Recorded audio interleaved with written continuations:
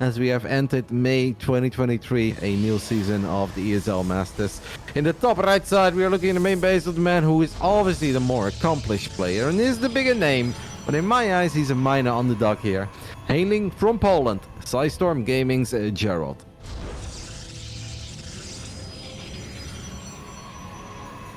And at the bottom left, in the blue, the young German player, the Momentum Terran, Battleby.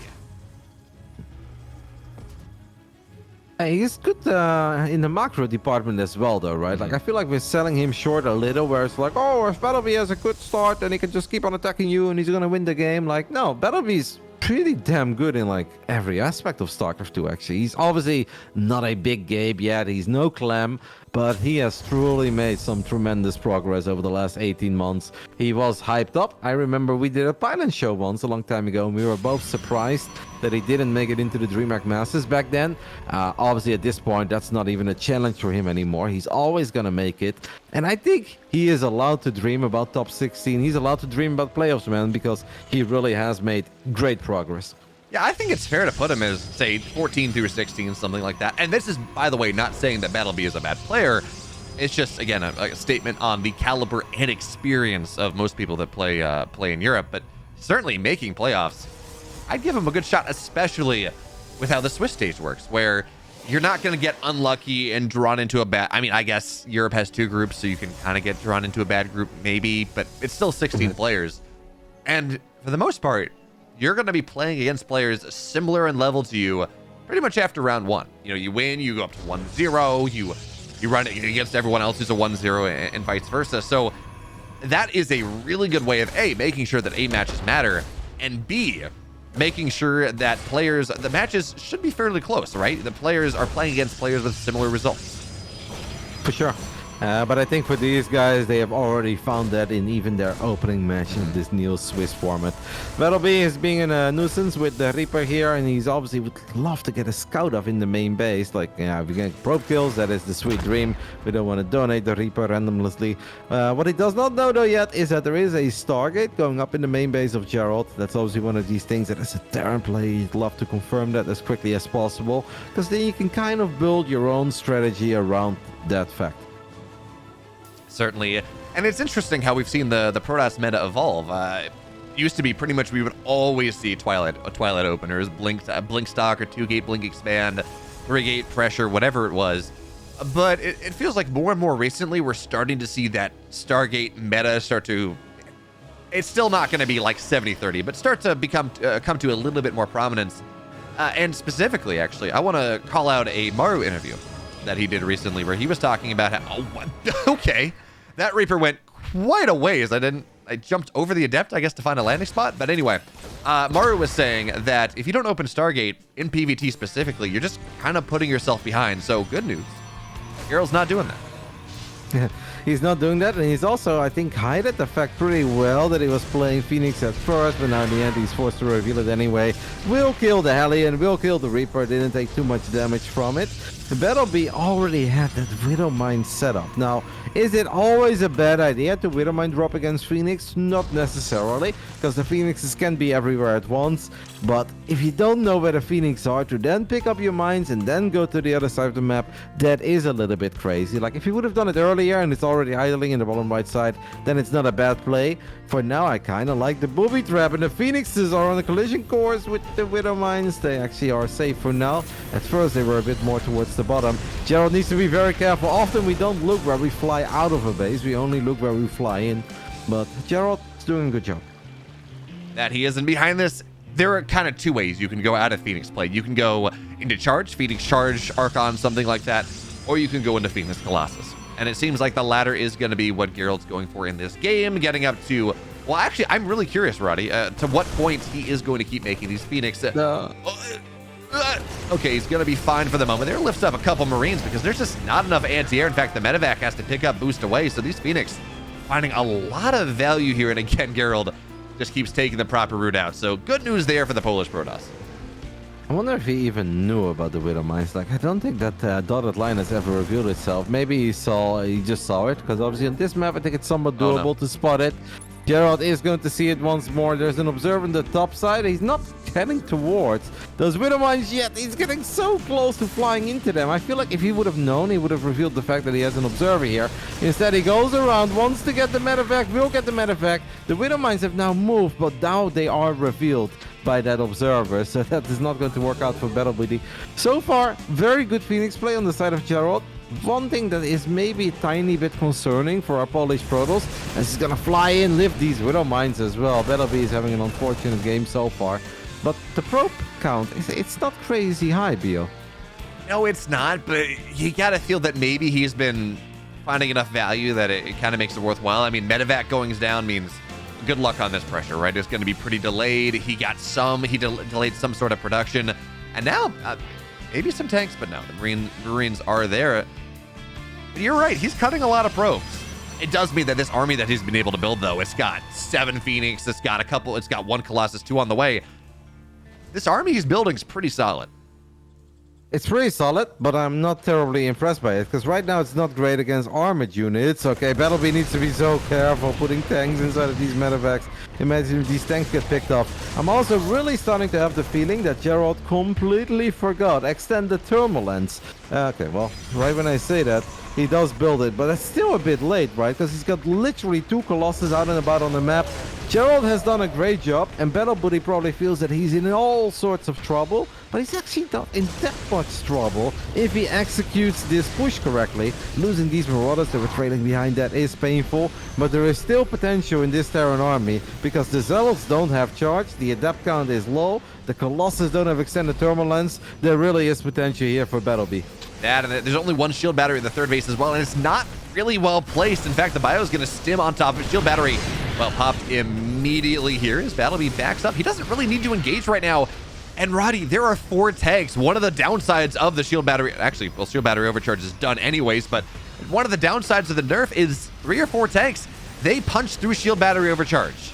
They absolutely make it hard for a Colossus to get the damage that they need. They can't just sit there and soak. So this push for BattleBee, I mean, you're right. This is going to be a difficult thing to dislodge. Yep, the Zealot count has gone up very rapidly, right? When they started, we had 2 or 3 Zealots without charge. Now we got 18 Zealots with charge. All the tanks are going to get lifted. Beautiful target fire with the Marines, though, to make sure that these tanks will get landed once more. I feel like BattleBee is controlling this Terran army to pretty much perfection for what he was working with. It is not good enough to win the fight. Look at these 3 Colossus, man. They took so much damage. I thought he did a great job positioning the bio behind the tanks, gunning down the Phoenixes, but in the end, there were just a few too many Zealots to deal with in the end. I feel that if he would have gone for it a bit quicker before charge was done, siege the tanks a little bit closer towards that Nexus, that probably would have gone even better, but it's still a playable game, I think. I gotta give Gerald here massive credit for how he took that fight as well. You say, look at how much health is left on these Colossus, look at how low they are. He did such a good job of A, running them forward, targeting the Marines on the backside, so they were getting actual effective damage done and really knocking down a lot of DPS out of BattleBee's army. And then B, kind of bringing them together, splitting them apart, making sure that none of the tanks killed them. So yeah, BattleBee, good positioning on the bio, but Gerald took that fight absolutely masterfully in that previous fight. And you're right, the game kind of moves on at this point. BattleBee, he's down 9 workers. His army's placed fairly equal. He's going to have the upgrades complete. Vikings getting added in. And one thing we should talk about is, oh, I love this Adept Shade. Friendly fire means that maybe a couple more go down, but only 3 for now. One thing we should point out is with how low these Colossus are, you don't need the same number of Vikings you might think, say 2 or 3 per Colossus. Probably get away with like 6 Vikings for the push here.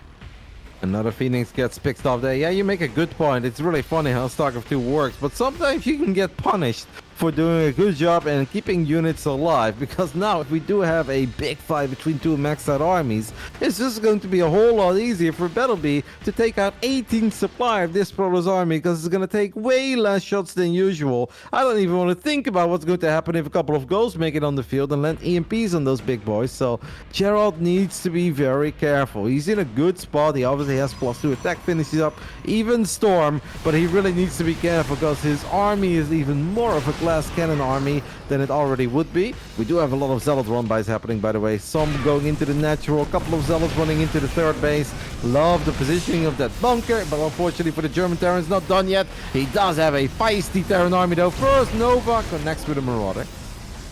Not gonna get that much just yet. Stalkers though, they've linked forward. They knocked down another Viking, so only 4 here. And there is a shield battery. There are 4 Colossus shield battery overcharge.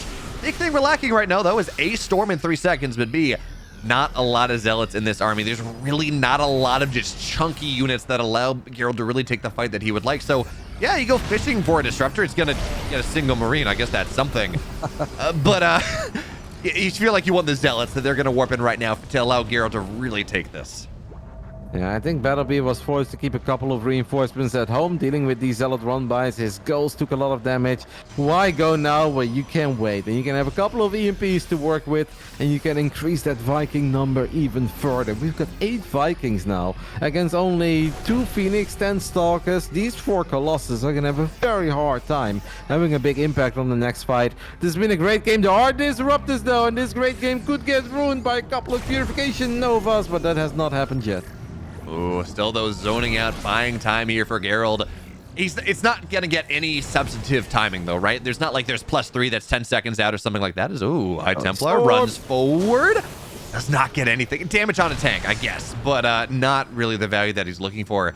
And you're right, this is such a harder fight now. 10 Vikings, 3 Ghosts, 3 tanks, 4 tanks. The Stalkers, they're gonna blink forward and just outside of tank range, get a couple Vikings down. And that's what Geralt needs to keep doing. Keeps taking fighting piecemeal before it really happens in earnest.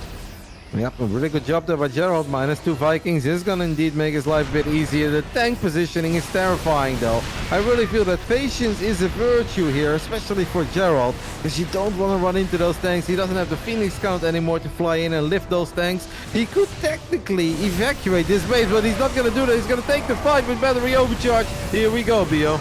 Storms on the Vikings as well. No EMPs on this army right now. Disruptors on the left side. Stalkers, they're blinking forward, but it actually just does not matter. It looked like it was going to be a good fight at the start. Well, Stalkers, they're going to start to knock some of these tanks down.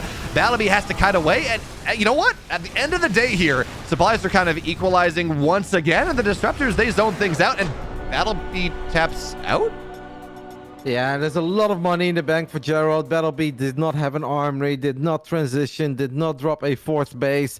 It was really funny because there was a moment in that fight where I actually loved it for Battlebee. He still had all the tanks, he had the Vikings, but a bunch of Marines, they were so eager to gun down the Disruptors that he didn't have to worry about that because he still had the tanks. I think if the Marines would have either taken care of the Zealots or go back to the low ground to protect the tanks, that would have been an amazing fight for Battlebee. Now it was okay, but okay was not enough with how rich Geralt was, how much stack Geralt had, and unfortunately, Battlebee was just committed. He was all in, he had no transitions, and it was not good enough for that. Yeah, just not quite there. And you're right, I wasn't looking at the bank as that fight happened. It would have been much easier for Geralt to be able to pop in. Do we have you? No, not yet. Okay. Did you guys start? Sorry. I was just taking another look at the fight because I saw it already the first time where it's like, sometimes it's obviously the right play to go for what I like to call the cuckoo, where the Marines and Marauders steam forward. They gunned down a couple of Disruptors, but those Disruptors, they were sitting ducks anyway against these 4 tanks that were in an amazing spot. So if these Marines would have just ran towards the left, protect the tanks, you have high ground vision with all the Vikings and the Medevacs, I think that fight could have gone heavily in favor of Battlebee, but he kind of ran through the Zealots. There were 6 or 7 Zealots just slicing up all those Marines and the Ghost.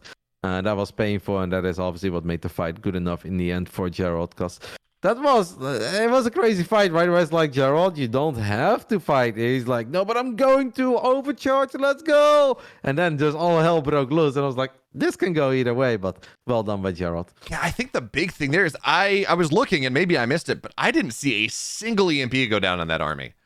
It just, when you have those Ghosts, and it's not like they were feedbacked, when you have those Ghosts, and that is so much of the power of your army, they're knocking, 50%-ish, half the HP off most of these units. When you just don't use it, that does hurt your fight in the extreme. But we're gonna have to see now whether Geralt is gonna take us to a 2-0 or whether Battlebee, your favorite, can fight back just a little bit, because here's game 2. My favorite. I thought I was the Protoss bias nerd over here, Biomov. Only when you say the Protoss is gonna win, but I was told that Battlebee's the favorite. Unfortunately, his opponent in the bottom left in the red is up 1, Gerald.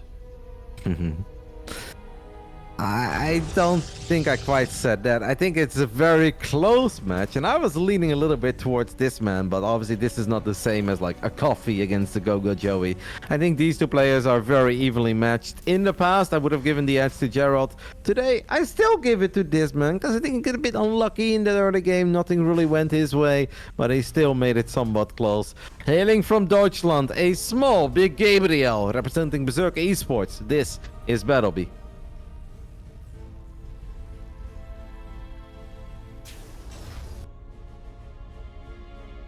Or Battle Booty, as I believe as the statement goes, Roddy. I just love it, man. Like I didn't know what the B stood for, so I asked him once. He didn't want to tell me. I was like, all right, then I'll call you Battle Booty. And he's like, I was like, is that okay? He's like, yeah, I don't mind. I was like, all right. But that's not actually his nickname, guys. I can't help myself. I know I said it twice in that previous game, and I didn't want to harp on it too much. But on my own stream, I always call him Battle Booty. That's just a thing. But since that's obviously not his official nickname, I should shy away from that here, and I will. But you're the one who brought it up. I'm just the one who said it. What we're finding out here is so many players, apparently, they have their nicknames, right? You know, Shadone, Battlebee, and they haven't put a ton of thought into it. How do you pronounce your name, Shadone? I don't know. Battlebee, what's the B stand for? Well, I'm not going to tell you, even if I do know. So, you know, we're 2 for 2 here of names that we've talked about that really are exist because they look good, I guess. Mate, we are 3 for 3 because we are watching Gerald, who spells his name with a D and a T at the same time. And then you ask him why, and he's like, well, on some websites the D looks better, and on some websites the T looks better. I'm like, oh my goodness. Like, okay, where do we even start with these nerds, mate? I mean, the future interior designers, something like that, graphical designers. There we go. This Reaper now. It's not going to get nearly the value it found in game number 1. It's got to retreat, but no probes, no full scout, nothing like that. But look at this push coming out of Gerald.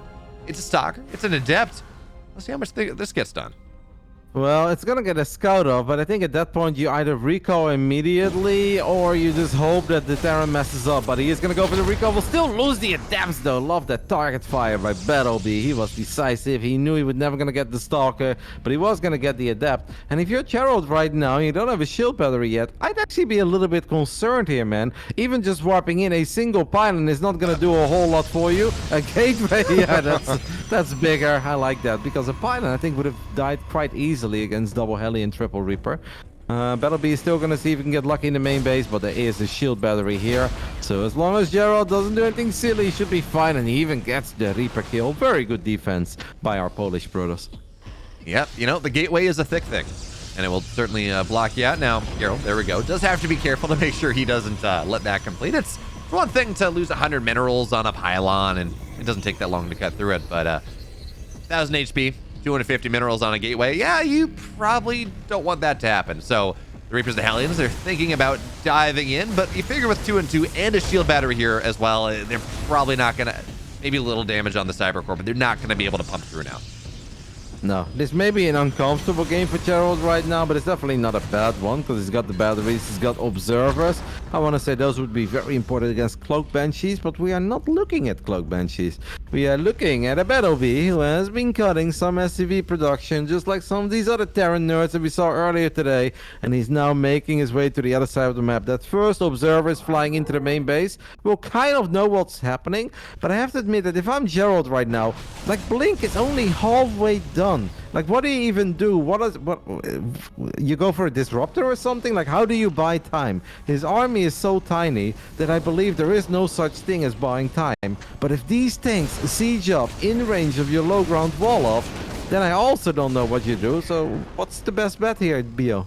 I get part of what it is here, right? Force resieges with a couple stalkers on the map, and he's getting some units down.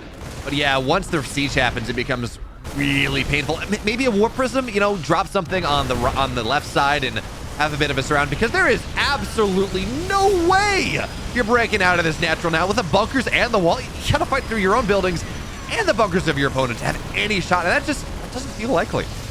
Yeah, I like the Disruptor. I think that's a better call than a single Colossus. This Robo, though, is going to take a lot of damage. I think the Disruptor might not even come out. The firepower of the Banshee, the Marines, and the tanks, it is too damn high. Gerald has blinked to the low ground, so he's going to flank with the Stalkers. But that's a Stalker meat grinder if I've ever seen one. 4 or 5 go down immediately, and game 2 very convincingly goes in favor of our young German Terran.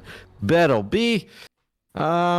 Obviously, a bit cheeky, a bit dirty. However, there was a plan behind it, right? Where if you open up like Reaper, Hellion, Hellion, you know that as a Terran, you've got the map control. Because those units are quicker than any other Protoss unit that is not flying, or Stalkers that don't have Blink, and they cannot have Blink. So you force the Protoss to stay at home. And while they stay at home, it's easier for tanks and Marines and Banshees to make their way to the other side of the map very early on. So smart build by Battle B, but wouldn't be great against a Stargate, for instance. Was great against Twilight, not so great against Stargate.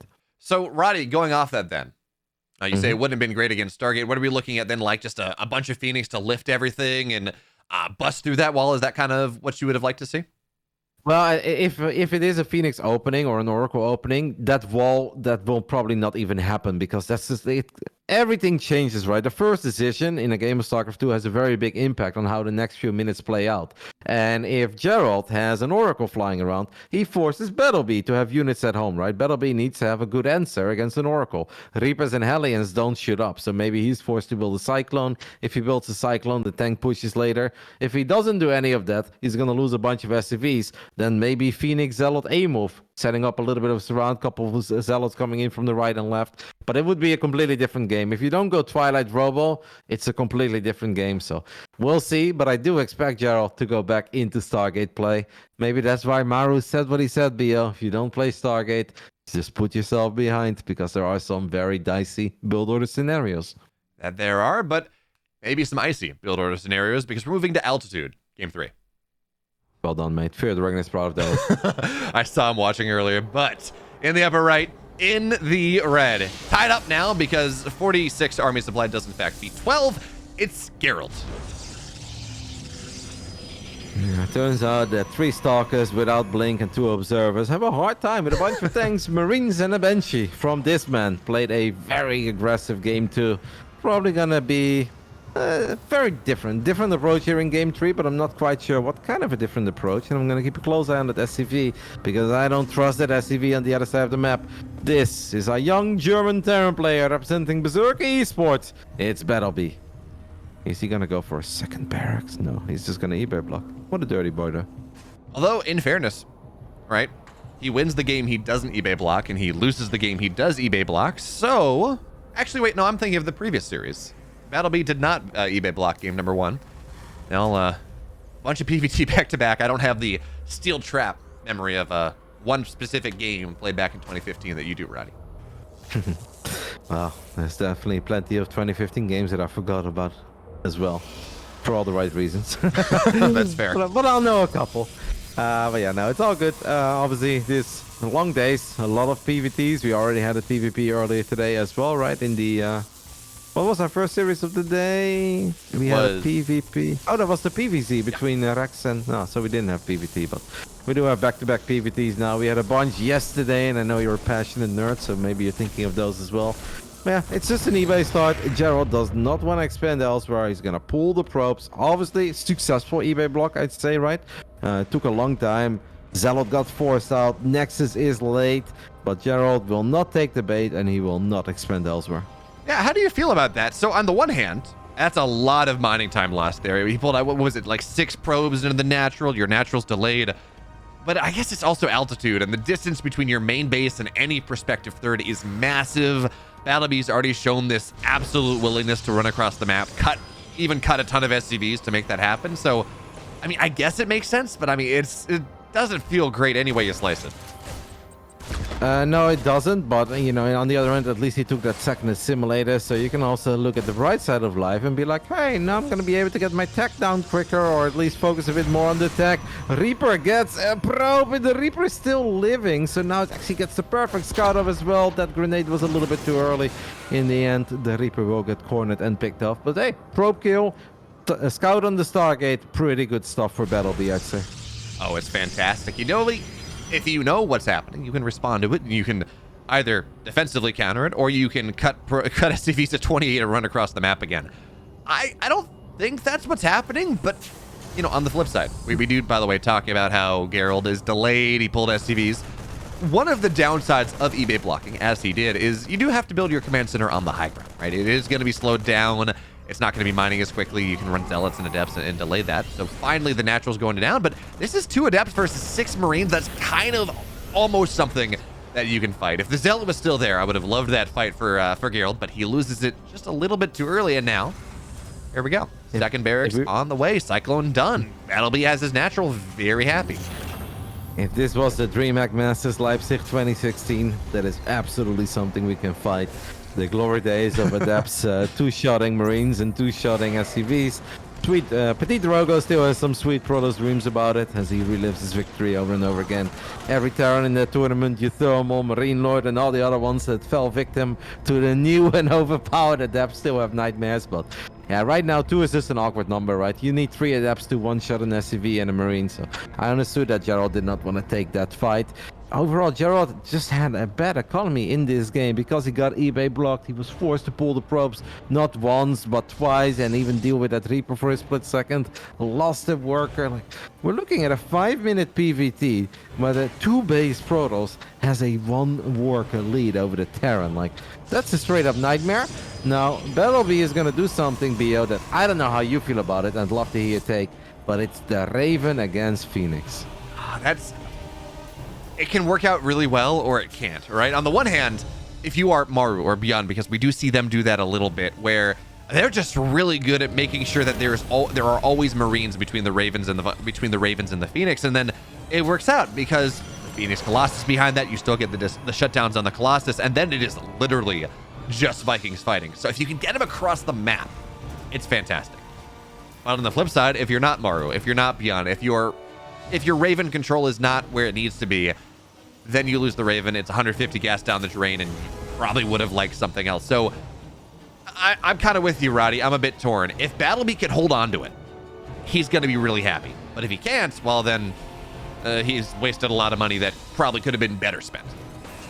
Yeah, it's very hit or miss. That Raven is just so... like, it takes double damage from the Phoenix. It has no armor, it has little HP. 5 Phoenix can absolutely just suicide on the Raven as well. And then if you lose 1 Phoenix, but you kill a Raven with 200 energy, that is a trade you'll gladly take. As a Protoss, you almost never want to lose a Phoenix, because obviously they grow in strength the higher the number comes. And the more lifts you have, the more other Phoenixes can attack.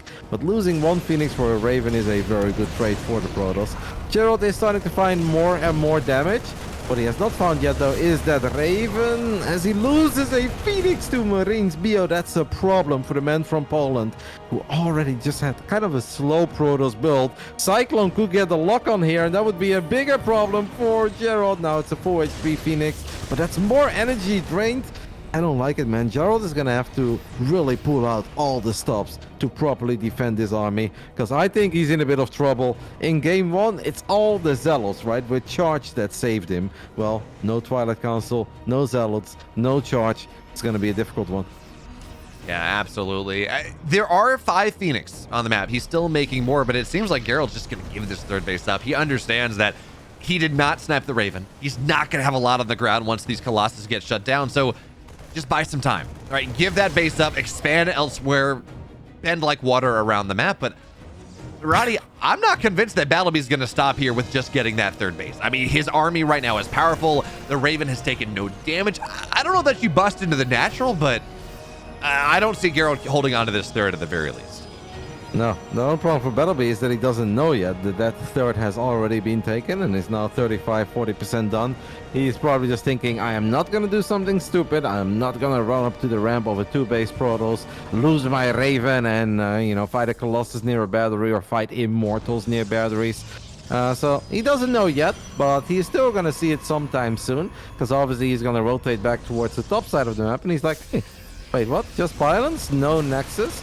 And now you're going to split off 1 unit, or you throw down a scan. And then and then we're going to have a very important big fight where there is a Disruptor in the mix now as well. We can't forget about that. That 1 Disruptor has potential. Man, that Cyclone lock, he just plays on the edge and it does not work. But now into the natural, and this is going to force a fight. So Raven zoning things out just by its very existence. We're going to see both Colossus get shut down and into the main base. Battlebee is going to go probes. They're running away desperately for their lives. Couple Marines deputized off. Widowmine's actually going to be really nice here. And now it really is just Colossus that remain. Well, Marauders are going to target them down. Disruptor, though. Oh, he splits against it. He survives with, well, a lot of it. And now the Nexus is going to fall down. 22 probes hit the deck. Disruptors fall. Colossus go down. And even if this army goes down, Roddy, you got to figure that this is absolutely worthwhile here for the Protoss or for the Terran player. Absolutely right. Like Colossus went down, Nexus went down, 22 probes, even the RoboVay went down. So what does Gerald rebuild right now? I know we are working our way towards charge, but Zealots with charge are not going to kill a 3-base Terran. Battlebee lost a lot there. If he would have microed a bit better against that one Purification Nova, I think he would have done even more damage, and that attack would have just lingered on. I think Gerald just has one shot, one opportunity, and that's play like Zealot, Phoenix, Archon from here on out. A-move, Ember Dream, but Widow Mines are a big problem. There are still 4 mines out on the map, and I really see no reason for Battlebee to stop producing Widow Mines. We do have that. Crouching Disrupted though. Maybe 1 Nova is all it takes for Gerald to still steal this game away. 1 big Nova could do wonders. The Widow Mines! Oh, it's not going to kill it. Yeah, the Disruptor does not find the value, but the Colossus is still firing here, and there we go. Hallucinated Colossus. The problem was, actually, these 2 Colossus, they weren't firing at the army. They were doing the thing that Colossus tend to do, where they were just shooting at the orbitals, and that doesn't do all that much for you, but Battlebee does not want to commit that far. It's not a good play.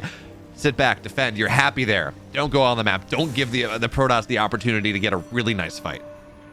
No, there's no need for him to chase there. He knows that he did a lot of economic damage. He took out the main base, throws down a scan right now, and he wants to see what he's going up against, and he saw the High Templar. That's obviously a very big tell that he needs to make his way towards goals. He was already doing that, but it's always nice to confirm that. And now you also know that he's not going back into RoboVay and Colossus production, right? So you don't have to worry about Disruptors and Colossus. That's where Widow Mines are absolutely god tier, and I think that's why we can see him go back into Widow Mine production. Like, this game is looking incredibly good for Battlebee, but not too long ago I did see an insane comeback. That was of the Prince of Denmark though, so not everyone can be the Prince of Denmark, but crazy comebacks can happen on this map, but it definitely seems very unlikely for Gerald at this point. Well, you know, Roddy, Gerald and MaxPex, they're on the same team. So if anyone can go and, like, I don't know, rub the magic, like rub the hair for luck or rub the magic Colossus or something and have it wear off on him, well, seems like that is absolutely, hopefully that's something that Gerald can do. So Zealots into the natural, or into the 3rd base and the main, a little bit of a run by. Now it seems like this, yeah, the Warp Prism is going to go down. Zealots in tow means that's just a little bit more dead supply. And now here comes Battlebee on the other side. Gerald's harass got 4 probes. Let's see how much this gets done, but no, recall. More than enough here to force this, what, 3rd quarter of the army of Battlebee back, but that's kind of the entire army of Gerald right there, and that kind of illustrates the problem. Yes, Gerald has 57 army supply. Battlebee has 103, and he's just making all the correct choices. Stabilizing on 4 bases. Does feel that he kind of stopped producing SCVs for a while, which is not necessarily a big mistake, right? Because if you have triple orbital, you're already ahead against the 2-base Protoss. I think he was at first just worried that Gerald was going to have to move to the other side of the map with all the units he had left over from that big fight. So understood that Battlebee played it safe. Now I do think we can absolutely go back into SCV production. Otherwise, you make that unlikely comeback more and more likely. Widow Mines are set up here, but fortunately for Gerald, he's scared of the Marines and Marauders, and he will not fly into the Widow Mines. Now, Gerald does take this opportunity. He scouts that there's a 4th base done, and again, that's pretty bad news for the Protoss. He only has 3, but at least he's taking the fact that Battlebee does have a 4th to try to get a 4th base of his own. And while the Phoenix, oh, there's the Widow Mine shots that you're looking for. Oh, he clumps them up. So once there were 6, now there are 3. But he, again, I was going to say I like the at least the scouting and the aggression of this Phoenix, but it's really not going to work out. So 4th Nexus gets canceled. High Templar just right outside of scan range. You can get a big scan of these Vikings. Maybe that's going to worthwhile, a bunch of the Marines. But it's a hard fight, Roddy. Yep, Battlebee sees it, can snipe it, can EMP it, or can just eat a storm to the face. All three options are perfectly viable. We've got a double drop happening towards the 12 o'clock base, so that one is going to get cancelled as well. We do have a Nova, and obviously you could look at this army and be like, is there a chance for Gerald?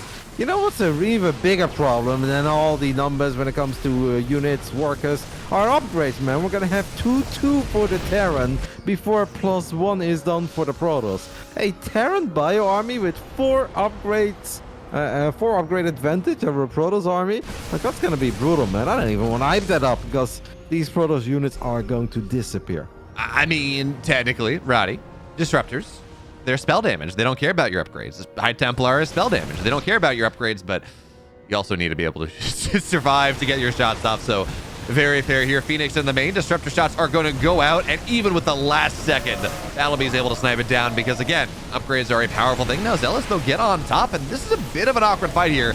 One Colossus will go down, but the good majority, actually, of the army of Battlebee in the main will go down.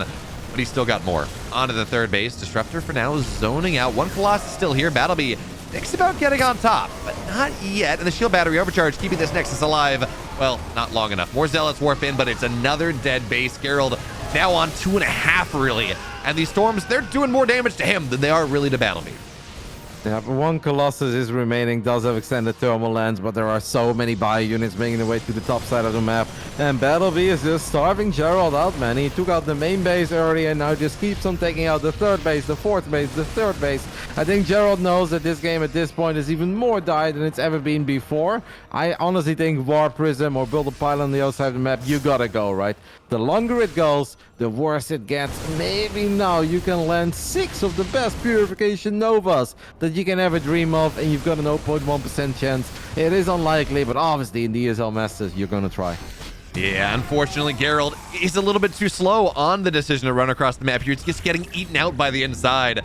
He's losing his natural. He's losing everything. So even if you have a Warp Prism, if you have some dreams and desires of reinforcing into this, there will be no supply. The pylons will go down. The Nexi will go down. The money, well, he's got that, but he's going to lose out on his production as well. So this army is realistically the only army he's going to get. Now, EMPs, they miss the High Templar. So there is a storm opportunity, but this army just does not, even with the best shots, this army does not give me the confidence that we need here. Is that, hey, I mean, that's a decent shot against a couple ghosts. High Templar falls. And this is just Battlebee buying time. He literally does not need to take a fight right now. Eventually, this army on the other side will kill every structure. He is killing pretty much every single structure. Gerald is rebuilding a base as he pulls a Nova back into his own army, sends a couple of Novas forward. But these Marauders, they just don't feel the Stalker shots. They don't feel the Colossus. They barely even feel the Immortal. And Immortals are always good against Marauders, but not today. Today belongs to the young German Terran. Battlebee turns an 0-1 deficit into a 2-1 victory.